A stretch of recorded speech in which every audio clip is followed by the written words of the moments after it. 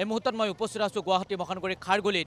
ইতিমধ্যে এই খবৰ আমি দৰ্শকসকলক জনাইছোঁ যে 2 মাৰ্চৰ পৰা 5 মাৰ্চলৈকে গুৱাহাটী মহানগৰীত জল বৰ্ডৰ যি পানী সেই পানী বন্ধ কৰা হৈছে আৰু এই মুহূৰ্তত ৰবটিক যোগেদি তেওঁলোকে জৰীপ চলাইছে ভিতৰ ভাগত। এই মুহূৰ্তত এটা এই যিডাল পাইপ সেই পাইপডাল ফুটা উলিয়াই দিয়া হৈছে আৰু ভিতৰ ভাগত তেওঁলোকে এজন যুৱক সোমাই যাব আৰু তাৰ পাছত ৰবটৰ যিটো মেচিন সেই মেচিনটোৰ যোগেদি তেওঁলোকে ভিতৰ ভাগত জৰীপ চলাব। সকলোৱে গম পায় গুৱাহাটী মহানগৰী খাৰগুলি অঞ্চলত কেনেদৰে পানীৰ পাইপ ফুটাৰ ফলত কেনেদৰে হাজাৰ হাজাৰ লিটাৰ অপচয় হৈছিল, কিদৰে প্ৰায় 21ৰ পৰা 22টাকৈ পৰিয়াল কিদৰে দিশহাৰা হৈছিল সেই কথা সকলোৱে গম পায়। তাৰ পাছত প্ৰথমবাৰৰ বাবে তেওঁলোকে জৰীপ চলাইছিল জল বৰ্ডৰ ফালৰ পৰা আৰু এইবাৰ দ্বিতীয়বাৰৰ বাবে জৰীপ চলাইছে। এই মুহূৰ্তত ভিডিঅ' জাৰ্নেলিষ্ট ৰাতুল আহমেদ আছে আৰু ৰাতুল আহমেদে সেইসমূহ দৃশ্যাংশ দৰ্শকসকলক দেখাব আৰু এই মুহূৰ্তত পোনপটীয়াভাৱে যিসমূহ দৃশ্যাংশ দেখাইছোঁ এক্সক্লুচিভ ভিজুৱেল NKTVৰ দৰ্শকসকলক ভিডিঅ' জাৰ্নেলিষ্ট ৰাতুল আহমেদে দেখাইছে। এইদৰেই মেচিনটো ভিতৰ ভাগত ভৰাই দিয়া হৈছে। প্ৰায় 6 পৰা 7 কিলোমিটাৰ ভিতৰ ভাগত যি পাইপ সেই ভিতৰ ভাগত এই পাইপৰ ভিতৰত সোমোৱাই দিয়া হ'ব মেচিনটো আৰু তাৰ পাছতেই ৰবটৰ যোগেদি তেওঁলোকে এই মেচিনটোৰ যোগেদি তেওঁলোকে জৰীপ চলাব ভিতৰ ভাগত।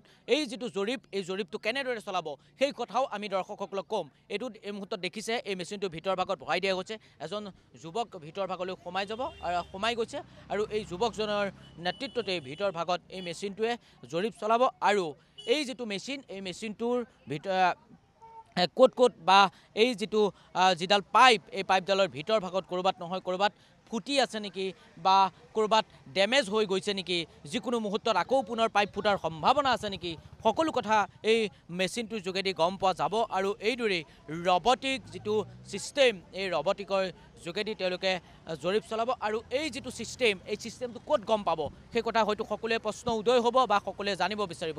এই যেতিয়া ভিতৰ ভাগত এই যিটো মেচিন চলাই দিয়া হ'ব তাৰ পাছত তেওঁলোকে ইয়াত এই যিখন ডিছপ্লে এই ডিছপ্লেত এইটো মনিটৰ আপোনালোকে দেখিছে এজন ব্যক্তি থাকিব, এইটো মাউচ, এই মাউচৰ যোগেদি তেওঁলোকে ইয়াত ভিতৰ ভাগত চাব পাৰিব। প্ৰায় 10ৰ পৰা 15 কিলোমিটাৰ তেওঁলোকে ভিতৰ ভাগত চাব যাতে কোনো কাৰণতে গুৱাহাটী মহানগৰীত যাতে পুনৰ পানীৰ যিটো পাইপ সেই পাইপ যাতে নুফুটে বা পুনৰ যাতে হাহাকাৰ কৰিবলগীয়া নহয় সাধাৰণ লোকে, তাৰ ওপৰত তেওঁলোকে গুৰুত্ব দিছে। জল বৰ্ডে আমি ইতিমধ্যে দেখিছোঁ ইয়াৰ আগতো তেনেদৰে তেওঁলোকে জৰীপ চলাইছিল। পুনৰ এইবাৰ দ্বিতীয়বাৰৰ বাবে তেওঁলোকে জৰীপ চলাইছে। ৰবটিক যিটো তেওঁলোকৰ ছিষ্টেম ৰবটিকৰ যোগেদি তেওঁলোকে জৰীপ চলাইছে। দ্বিতীয়বাৰৰ বাবে তেওঁলোকে জৰীপ চলাইছে। বৰ্তমান সময়ত সংবাদ মাধ্যমত কোনো মন্তব্য কৰা নাই। হয়তো কিছু সময় পাছতেই জল বৰ্ডৰ যিগৰাকী MD পল্লৱ গোপাল ঝাই হয়তো মন্তব্য কৰাৰ সম্ভাৱনা আছে আৰু এই মুহূৰ্তত NKTVৰ দৰ্শকসকলক এই মুহূৰ্তত আমি ভিজুৱেল দেখাবলৈ চেষ্টা কৰিছোঁ, এক্সক্লুচিভ ভিজুৱেল ভিতৰ ভাগত কেনেদৰে ৰবটিক যিটো জৰীপ সেই জৰীপ কেনেদৰে চলাইছে। এয়া আপোনালোকে দেখিছে এই মনিটৰত ওলাই গৈছে, মনিটৰত ওলাইছে আৰু মনিটৰত ওলোৱাৰ পাছতেই তেওঁলোকে গম পাব যে ভিতৰ ভাগত কেনেকৈ জৰীপ চলোৱা হ'ব বা ভিতৰ ভাগত ক'ৰবাত নহয় ক'ৰবাত পানীৰ যি পাইপ সেই পাইপ ক'ৰবাত ফাটিছে নেকি বা ক'ৰবাত ডেমেজ হৈছে নেকি সকলো কথা তেওঁলোকে গম পাব।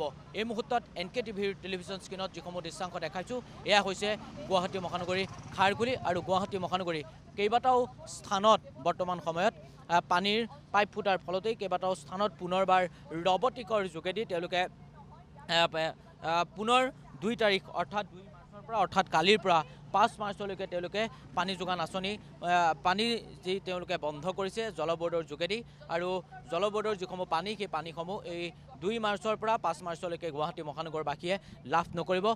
তেওঁলোকে স্থান নিৰ্ধাৰণ কৰি দিছে, দুটাকৈ হেল্পলাইন নম্বৰ দিছে। সমান্তৰালকৈ গুৱাহাটী মহানগৰীত যাতে এনেসমূহ ঘটনা পুনৰাবৃত্তি নহয় তাৰ ওপৰত লক্ষ্য ৰাখি জল বৰ্ডে এনেধৰণৰ এটা সিদ্ধান্ত ৰবটিকৰ যোগেদি পুনৰবাৰ গুৱাহাটী মহানগৰীত এইদৰেই জৰীপ চলাইছে গুৱাহাটীৰ খাৰগুলি অঞ্চলত।